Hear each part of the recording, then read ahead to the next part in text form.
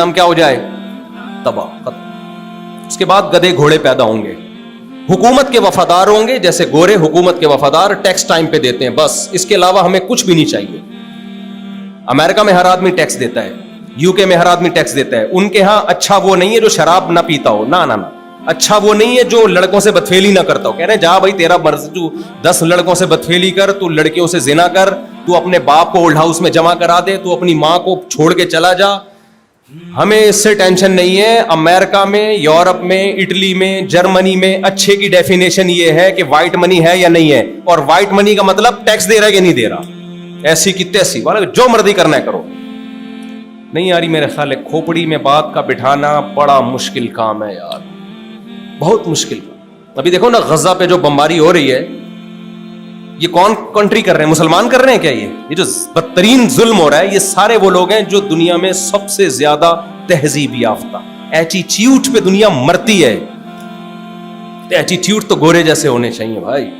امریکہ میں جاؤ, اسٹائل بھی وہی ہوتا ہے امریکن والا نا, جب مجھے لوگ بتا رہے ہوتے ہیں امریکہ میں جاؤ مفتصاب علاج فری ہے, ایکچولی یہ وہ اتنا اچھا ہے, تو فلسطینیوں کو کیوں مار رہا ہے بھائی تو؟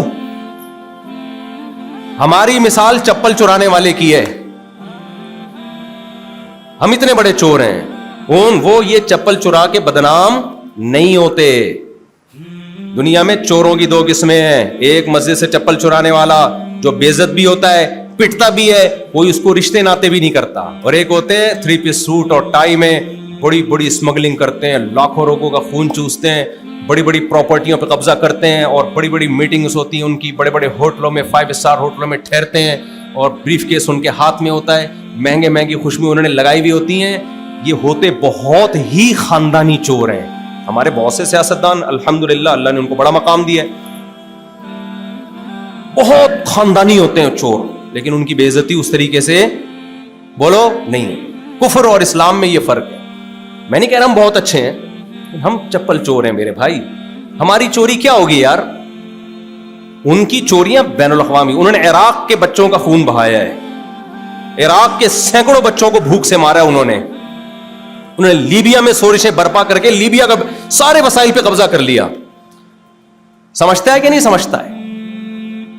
نہیں آ رہی میرے خیال ہے کھوپڑی شریف میں بات, تو اس لیے میرے سامنے نہیں زیادہ یہ وہ ایکچولی کر کے نا, زیادہ یہ سٹائل ہی ہیں بس.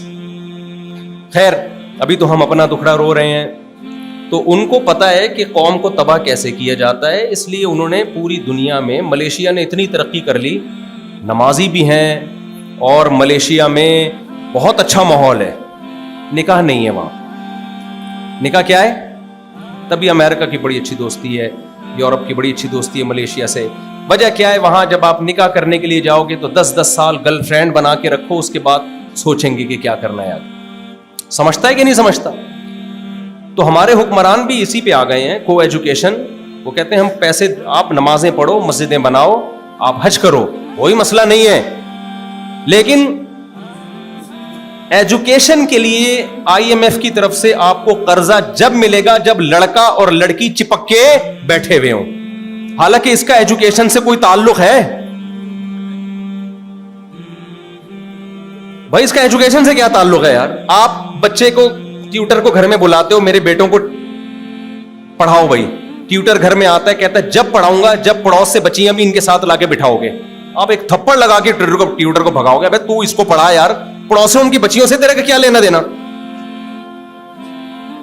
کیا خیال ہے بھائی؟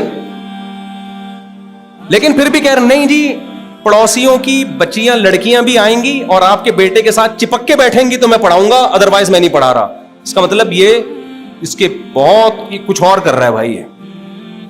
یہ ٹیوشن کا ایک بہانہ ہے, مقصد اس کا ہمارے بچوں کو بگاڑنا ہے. نہیں یار یہ بات میرا خیال ہے کھوپڑی شریف میں, آپ لوگ کی تو کھوپڑی شریف ہے نا الحمدللہ, پیتے نہیں ہیں, تو وہ بڑے ہوشیار لوگ ہیں اور ہم بہت بے وقوف لوگ ہیں. اس لیے ہمارے ہاں مذہبی طبقہ ادھر ادھر چیزوں میں بہت زیادہ باتیں کر رہا ہے.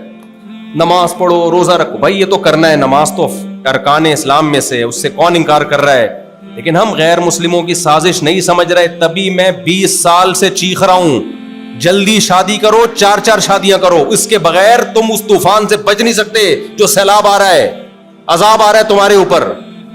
کیونکہ جب تمہارا خاندانی نظام تباہ و برباد ہوگا نا, سمٹے گا, ابھی ختم نہیں ہوا, سمٹنا شروع ہوا ہے, سمٹنے سے نقصانات سامنے آنا شروع.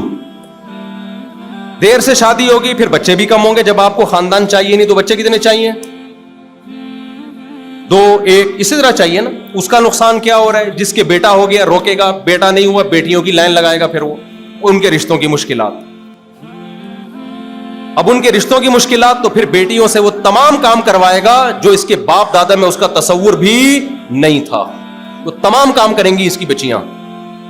یہ ہونا شروع ہو گیا ہے, یہ ایسا نہیں ہے کہ ہوگا, یہ ہو رہا ہے. آپ کو نظر نہیں آ رہا تو کبھی آؤ ہم سے چھاؤں میں ملو, ہم آپ کو بتائیں گے کیسے کیسے عزت دار گھروں میں کیا کیا ہو رہا ہے. عزت دار گھروں کی بات کر رہا ہوں. تو بات یہ چل رہی تھی کہ ان کو پتا ہے کہ بھائی بے حیائی کو مارکیٹ میں پھیلا دو, باقی گھنے بن کے بیٹھے رہو تو یہ خود ہی برباد, گدھے گھوڑے بن جائیں گے, کتے بلے بن جائیں گے. یہ گدھے گھوڑے بہت ہلکا لفظ ہے, خدا کی قسم, اس کے لیے کتا بلا لفظ ہی ٹھیک ہے. تو کیونکہ جب نکاح نہیں ہے تو گدھے گھوڑے ہیں بس. گرل فرینڈ بوائے فرینڈ بھنگی چماروں والا رشتہ ہوتا ہے, کوئی رشتہ ہی نہیں ہے. ذمہ داریاں ختم ہو جائیں گی. ابھی تو ایک مرد پہ ذمہ داری ہوتی ہے, یار میرا باپ بھی ہے, میری ماں بھی ہے, میری بہنیں بھی ہیں, میرے بھائی بھی ہیں, ہمیں ہمارے بڑے بھائیوں نے پڑھایا, ذمہ داری تھی نا. اگر ہم ہوتے ہی نہیں, 2 ہی ہوتے بڑے والے, تو کوئی ذمہ داری نہیں آنی تھی ان کے اوپر. پورا ایک سسٹم ہے, نیچر ہے, اس سے بغاوت پہ لگا دیا آپ کو. بس ایک چیز آپ کی کھوپڑی میں ڈال دی, ترقی, دولت, پیسہ. کمانے وہ بھی نہیں دے رہے. کمال کی بات یہ, کمانے وہ بھی نہیں دے رہے. ہمارے ملک میں اتنے وسائل ہیں نا, اتنے وسائل, سونے کی کانیں دفن ہیں, کوئلے کی کانیں دفن ہیں, کہ ہمیں تو کسی کی ضرورت ہی نہیں ہے. تو لگا دیا کہ اصل چیز ہے پیسہ اور ترقی, خاندان واندان کچھ نہیں ہوتا, اور کرنے وہ بھی نہیں دے رہے.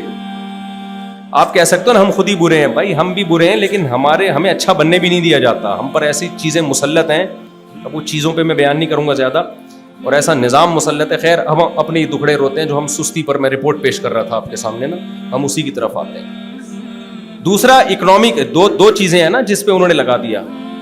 ایک یہ کہ بے حیائی پھیلا دو, دوسرا سودی نظام. ان کو پتا ہے سارا پیسہ سمٹ کے کہاں آئے گا, یہ بھوکے ننگے ہی رہیں گے ہمیشہ. ٹھیک ہے نا, 2 چیزوں کو فوکس کیا, باقی تو بڑے ہوشیار ہیں. تو اس لیے میں آپ سے عرض کر رہا تھا کہ جب کوئی نوجوان میرے پاس آتا ہے, جی مجھ سے یہ برائی نہیں چھوٹ رہی, مجھ سے یہ نہیں ہو رہا, مجھ سے وہ نہیں ہو رہا, تو میں ایک بات کہتا ہوں, دیکھو اپنے اندر سے سستی ختم کر دو. کیا ختم کر دو؟ سستی. آپ سے اچھا دنیا میں انشاءاللہ کوئی نہیں. ہر چیز میں ایکوریسی آنا شروع ہو جائے. آج مسئلہ سارا سستی کا ہے. آپ کہتے ہو کہ مفتی صاحب آپ کو کیسے اندازہ ہو جاتا ہے کہ یہ سست ہے جو آپ کے پاس مشورہ لینے کے لیے آیا ہے؟ پہلے تو میں آپ کو بتاؤں کہ اسلام, سستی اور اسلام یہ 2 ایک دوسرے کے کیا ہیں؟ اپوزٹ. یہ چل ہی نہیں سکتے. توحید کے بعد سب سے زیادہ تاکیدی حکم اسلام میں کون سا ہے؟ بتاؤ. نماز ہے نا؟ بولو نا, کیا ہو گیا؟ نماز.